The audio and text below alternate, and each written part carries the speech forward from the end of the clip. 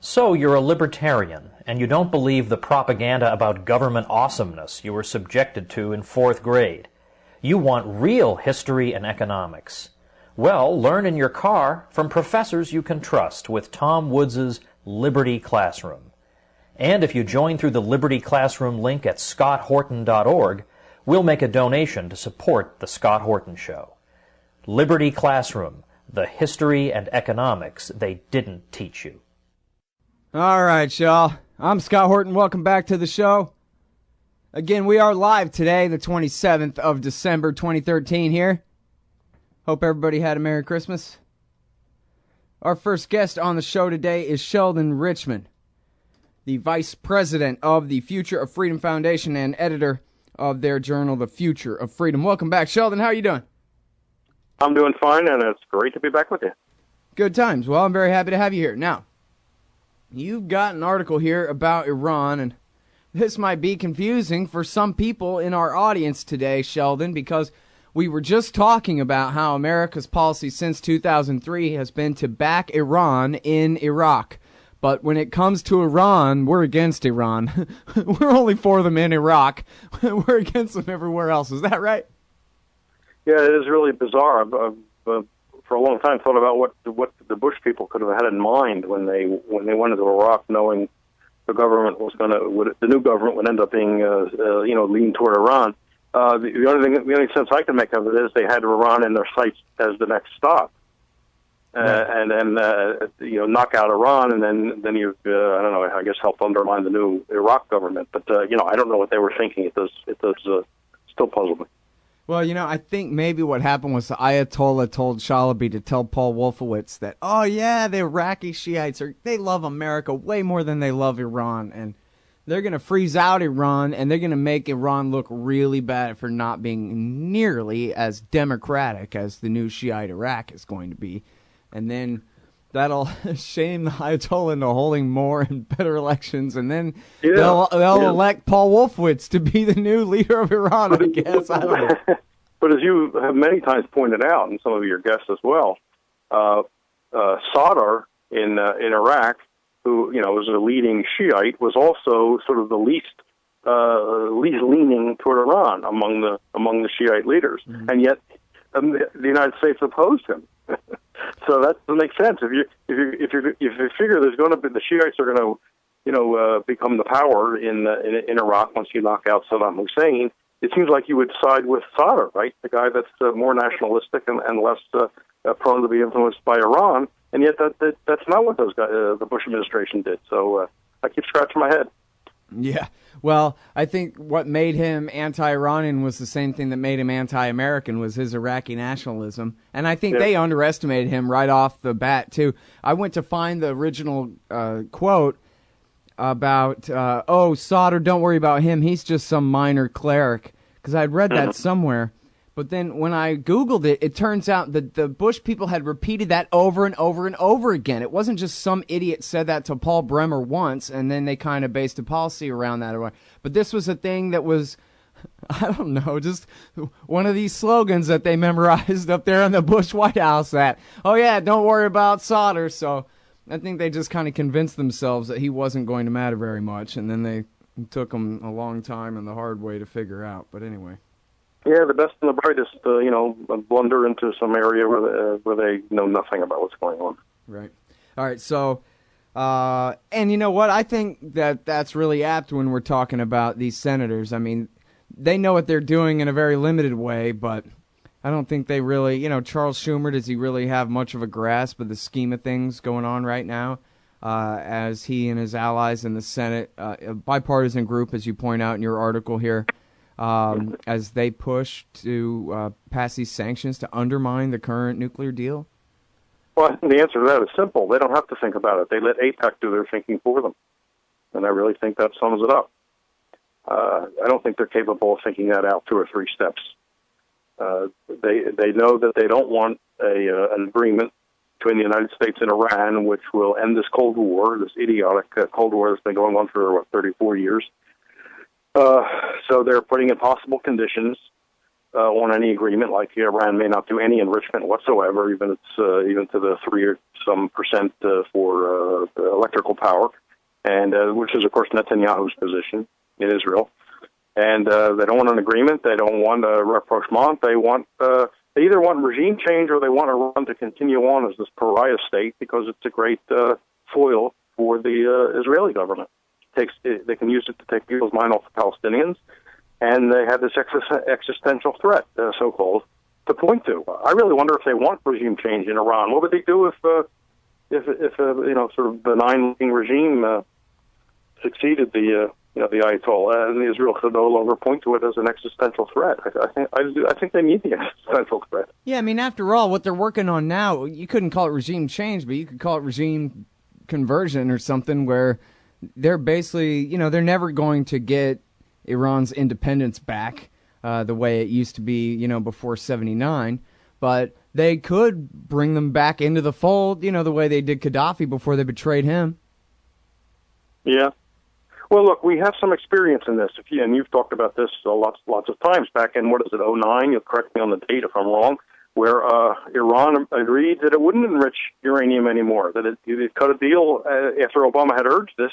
They came to an arrangement with Turkey and Brazil, right, to swap uranium for enriched uranium. Well, they would quit going up to 20% anyway. They would stay at 3.6. Quit going to 20%, which was demanded of them by Obama. So they sit down with Turkey and Brazil and come up with a deal where they'll trade their uranium for enriched 20%, which they can use in the medical isotopes. And Obama couldn't take yes for an answer. Obama said, "Never mind, that's not our demand anymore." Right.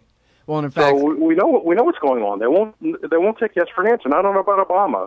Who knows what position Obama will take on any given day? But we know that AIPAC and their people in the Senate and Netanyahu and the House, and Netanyahu won't take yes for an answer. Anything that Iran agrees to won't be enough. We know that.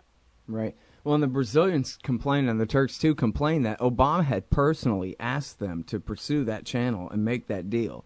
It was virtually the same deal he had offered them back in October, that they had begun to accept it, and then he told them no, and preempted them with, I guess, Israeli-sponsored Jandala attacks, and then, of course, Obama pretended to out their program at Qom, the new facility they had just begun construction on, that they had already declared to the IAEA 4 days before, that he pretended was, outing them for betraying all their agreements, etc., like that, in order to scotch the deal. Then a few months later, he has the Brazilians and the Turks make pretty much the same deal again, the 20% fuel swap, and then completely pulled the rug out from under the Brazilians and Turks, our allies, or at least our friend. Turkey's definitely our NATO ally, and Brazil's at least a friend, and we're doing it on Obama's behalf. He asked him to do it, and then hung him out to dry. Well, one thing they get by not accepting that and instead going through with these talks that are going on now is they can say, see, the sanctions worked.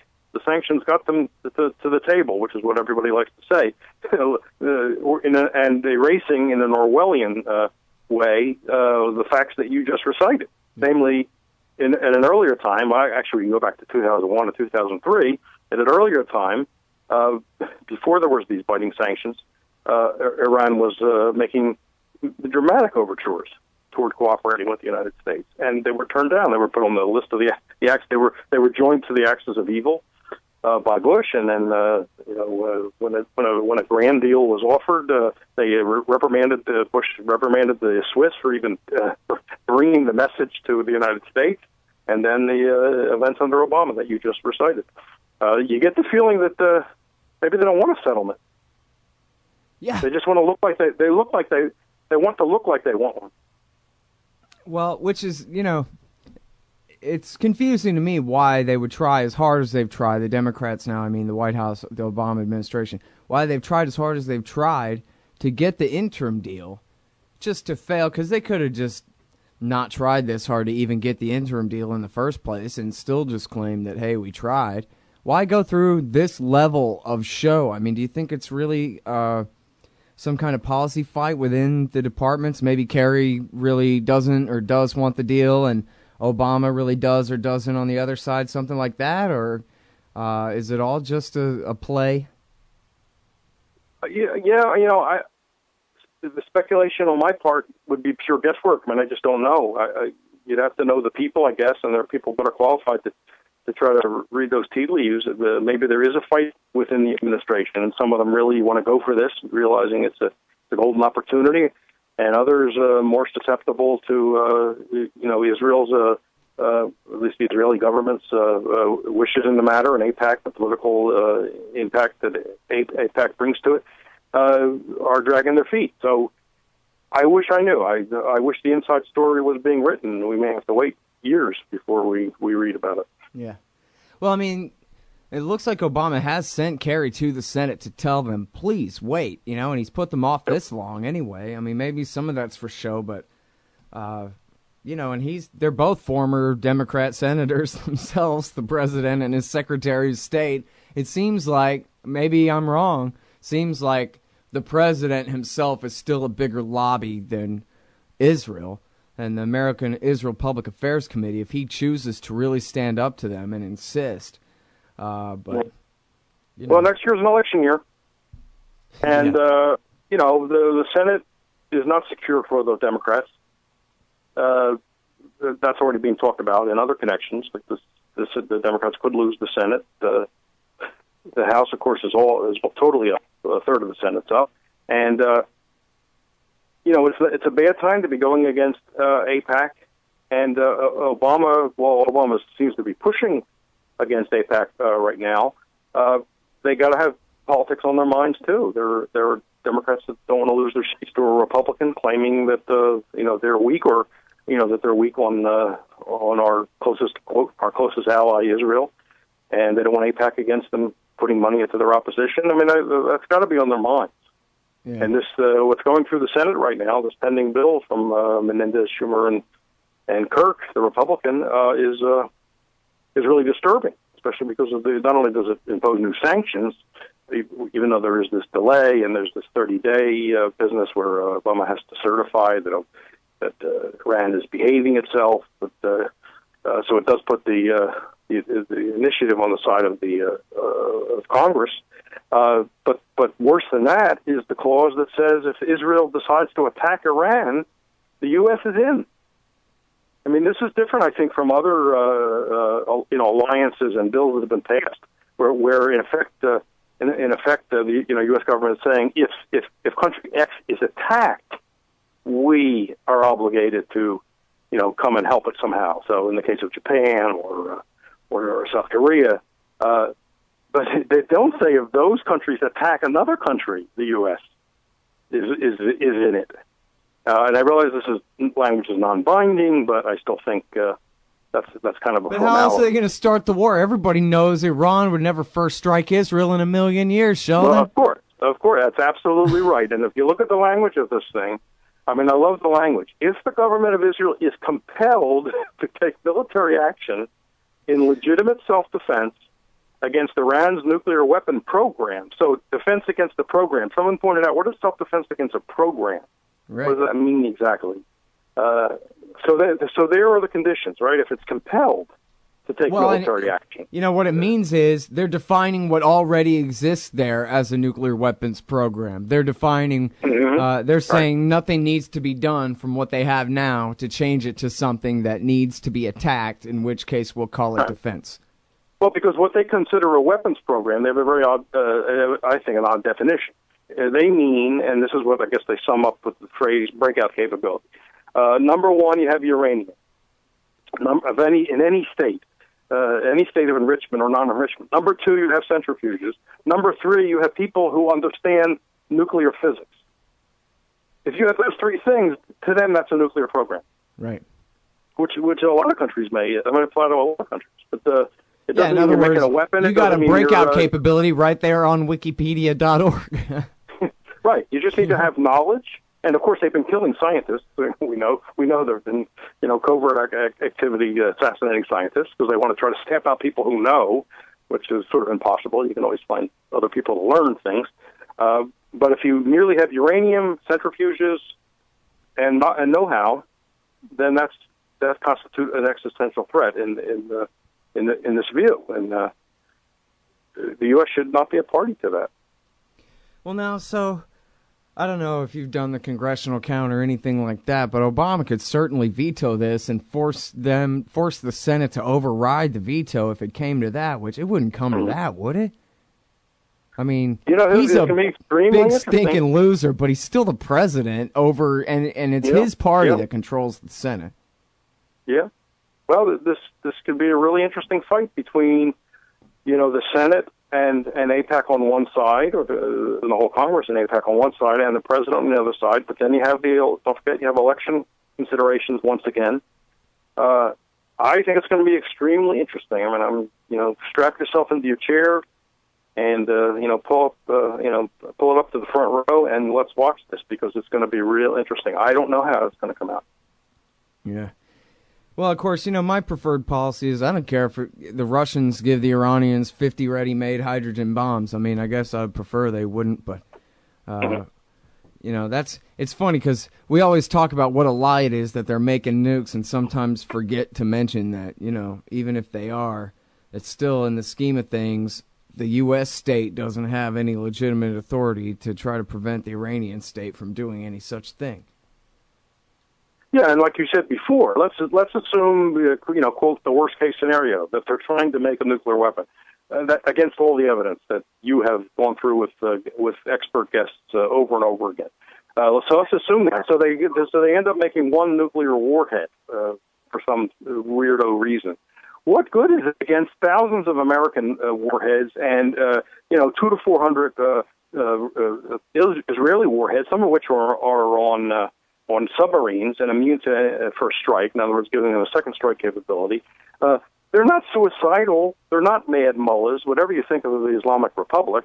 I mean, I don't like theocracy. I don't like government of any kind, but certainly like theocracy. They're not suicidal. So they have no interest. And then so even if they did build one, it would be obviously for deterrent purposes and nothing else, because there's just no scenario in which they could see that as a useful weapon offensively. So it's just nuts. And again, I've made heroic assumptions about their intentions because there's no evidence. In fact, the evidence goes the other way. We know this. Again, I'm saying things that people can hear on your show, very frequently. Well, did you hear the one with Peter Jenkins, who he was negotiating on behalf of the British back during the 03 through 05 freeze under the additional protocol and all of that, the E3 negotiations. And he had come to the same conclusion that the CIA told Seymour Hersh that they had come to, that the Iranians, back when they were ever even considering nuclear weapons and, compiling a little bit of paperwork about how they might proceed down that path, it was only because they were afraid that the Republicans were going to have Saddam Hussein invade them again. That's all. Yep. Or the Democrats. Right. It was actually Jimmy Carter that had him do it, right? Right. But once they were able to, and this is back to the beginning of the conversation, once they were able to use Ahmed Chalabi to lie the neocons into war on behalf of Israel, they thought, against Saddam in 2003, well, that was the last they needed to worry about that. Now they've got, might as well be Mexico or Canada as their next door neighbor now. Mm-hmm. Right, and hence we have the national intelligence estimates from, 2007 and 2011 by the 16 American intelligence agencies saying there's not been a decision to make a weapon. They're not making a weapon. Anything in the way of the beginnings of a program was scrapped in 2003, just like you said, with the overthrow of Saddam. And the Israeli intelligence people said the same thing. And so what do we need? What more do we need? And Netanyahu is simply using this to distract everybody from the Palestinians. And what are they doing now? Building more settlements. They've announced they're going to build more settlements. Some peace process. Yeah, 2,000 new units going up. And that's what I was just going to ask you about, was have you ever seen the documentary, The Gatekeepers? I don't think I have.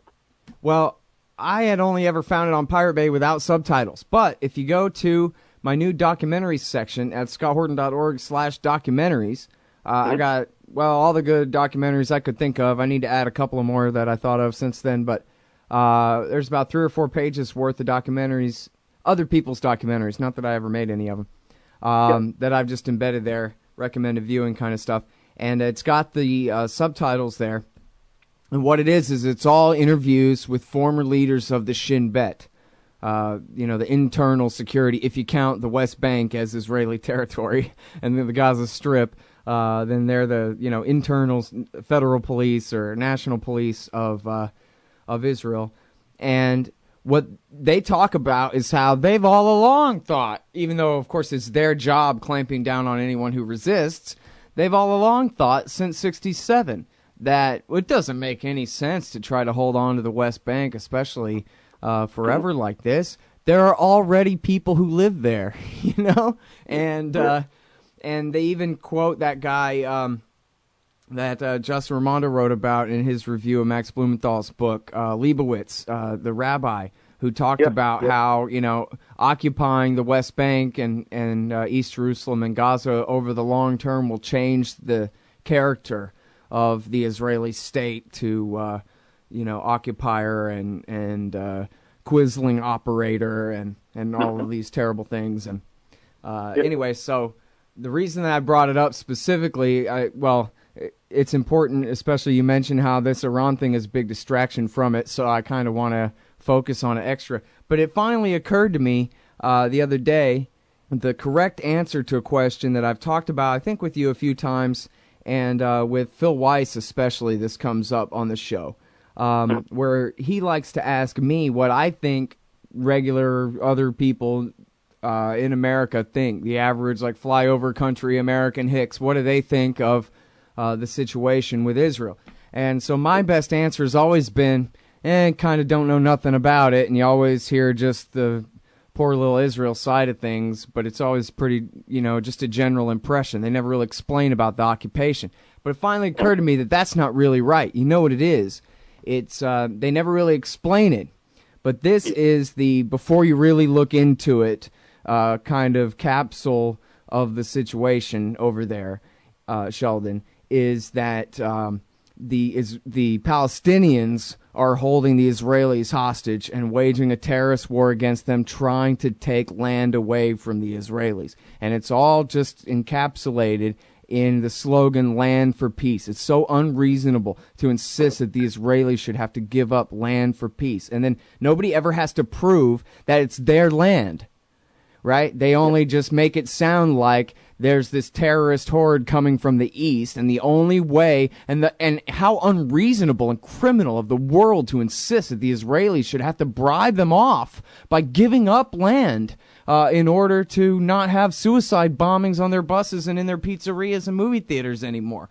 And it's such a gigantic lie just packed into that little statement about what the peace proposal supposedly is, right? That they should give up this land, the implication that it belongs to them, that the West Bank is somehow Israeli territory, as though there aren't millions of Palestinians already living there, that they haven't been this whole time. And that's really the answer to the question about what I believe regular Americans think, people who, and by regular Americans, I don't mean non-Jews, because I include Jews in this too, people who don't really care about foreign policy or think about the outside world at all, think about anything but their own life at all. That's just kind of the general impression of the situation, is that, poor little Israel is being held hostage by the terrorists. Well, because they've been told that for, since the late 40s by almost by everybody. That's a lot worse than my previous mistaken answer that I thought that they just don't really understand. So I was trying to think back to what I used to think or whatever, and I guess I just didn't really understand. But I think that's what most people think they understand about it. A little more clarity anyway. Sorry it took so long for me to explain. And the ones that don't take that position, the one you just said, I think probably take the position of, this is an ancient religious fight, that, right. I can't figure out. It just goes back to, antiquity. And why don't those people get over it? And which, of course, it isn't. It's not an old religious dispute. It's a fairly recent property dispute, land dispute, and water dispute. It happens that the occupiers, the ones who have taken land from the Palestinians, are saying this in the name of the Jewish people and that they're declaring a Jewish state. But that's not. I don't think that's really the essential issue. The issue is one group taking land from another group, but Americans are sympathetic to the Israelis, and you can see the reasons that aren't terribly relevant, but they still They still affect people. I mean, the stories of Germany and World War II and the Holocaust, but of course the Palestinians were nowhere near Germany during Hitler's regime. Had nothing to do with it. But they still think the Palestinians are the ones at fault here, and the media reinforces this, and you just hear it everywhere you go. I mean, I try to monitor the media, especially like these cable talk shows. When do you ever see a Palestinian spokesman or a Palestinian American on TV for any extended time speaking about all this? Never. Being given a chance to really spell it out. You don't see it. You see Israelis all the time, where you see representatives from Jewish American organizations that come on and give Israel's case. And of course, the Israelis can have spokesmen who speak perfect English. Like their ambassadors tend to not even have accents. Right. They're all from born and raised. They're born and raised in the United States. Netanyahu, went to Cheltenham High School outside of Philadelphia, and they worked with Romney in Massachusetts in the 70s in the finance industry. So, it's like advantage Israel and it's all stacked up that way, and that's where the sympathies are.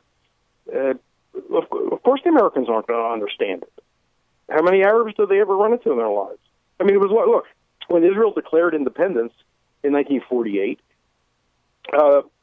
Truman was, of course, some members of Truman's staff were saying, okay, we need to recognize Israel. And he had other members of his administration, the State Department, saying, wait a second, let's take this easy here. We don't want violence to break out. The Arabs were not consulted in any of this, et cetera, et cetera, et cetera. And Truman basically says, don't forget, 48, there's an election coming up in 48. There aren't that many Arabs that I have to worry about electorally, he said. That's essentially what he said. It was a political decision. Yeah. There's not an Arab vote that I need to worry about. That's what he said. Yeah. Well, none of these politicians care about the long term whatsoever. That's another big theme of that movie. It's just like we always joke. The exact words we use to make fun of the leaders of the right-wing parties in Israel is it's all tactics, no strategy whatsoever. Like the question we've been asking forever. It's the simplest thought experiment in the world. Oh, yeah? Who comes after Assad? The Muslim Brotherhood, if you're lucky, right? And then what do? They go push to overthrow Assad and replace him with al-Qaeda suicide bombers. Really? They really are that thoughtful about our foreign policy and what it has to be on their behalf. It's ridiculous. You could just take kids out of 10th grade and ask them to come up with a foreign policy, and they'd do better. I know. We can't say, well, they must know what they're doing. I mean, it's the most laughable line in the whole matter because they they don't. What do they have to do to demonstrate that they don't know what they're doing? I don't know. There is no answer to that question. Thanks, Sheldon. Happy New Year, Scott. Appreciate it. You too. That's the great Sheldon Richman, everybody. FFF.org, the Future Freedom Foundation. Subscribe to the Future Freedom. Support the FFF. Why does the U.S. support the tortured dictatorship in Egypt? Because that's what Israel wants. Why can't America make peace with Iran? Because that's not what Israel wants. And why do we veto every attempt to shut down illegal settlements on the West Bank? Because it's what Israel wants. Seeing a pattern here? Sick of it yet? It's time to put America first. Support the Council for the National Interest at councilforthenationalinterest.org and push back against the Israel lobby and their sock puppets in Washington, D.C. That's councilforthenationalinterest.org. Hey, all, Scott here, hawking stickers for the back of your truck. They've got some great ones at libertystickers.com. Get your son killed, Jeb Bush 2016. FDR, no longer the worst president in American history. The National Security Agency, blackmailing your congressman since 1952. And USA, sometimes we back Al-Qaeda, sometimes we don't. And there's over 1,000 other great ones on the wars, police, state, elections, the Federal Reserve, and more at libertystickers.com. They'll take care of all your custom printing for your band or your business at thebumpersticker.com. libertystickers.com. Everyone else's stickers suck. Hey y'all, Scott Horton here for wallstreetwindow.com. Mike Swanson is a successful former hedge fund manager whose site is unique on the web. Subscribers are allowed a window into Mike's very real main account and receive announcements and explanations for all his market moves. The Federal Reserve has been inflating the money supply to finance the bank bailouts and terror war overseas. So Mike's betting on commodities, mining stocks, European markets, and other hedges against our depreciating dollar. Play along on paper or with real money, and then be your own judge of Mike's investment strategies. See what happens at wallstreetwindow.com. Hey, Scott Horton here to talk to you about this great new book by Michael Swanson, The War State, The Cold War Origins of the Military-Industrial Complex and the Power Elite. In the book, Swanson explains what the revolution was, the rise of empire, and the permanent military economy, and all from a free market libertarian perspective. Jacob Hornberger, founder and president of the Future Freedom Foundation, says the book is absolutely awesome, and that Swanson's perspectives on the Cold War and the Cuban Missile Crisis are among the best I've read. The poll numbers say that people agree on one thing. It's that America is on the wrong track. In The War State, Swanson gets to the bottom of what's ailing our society.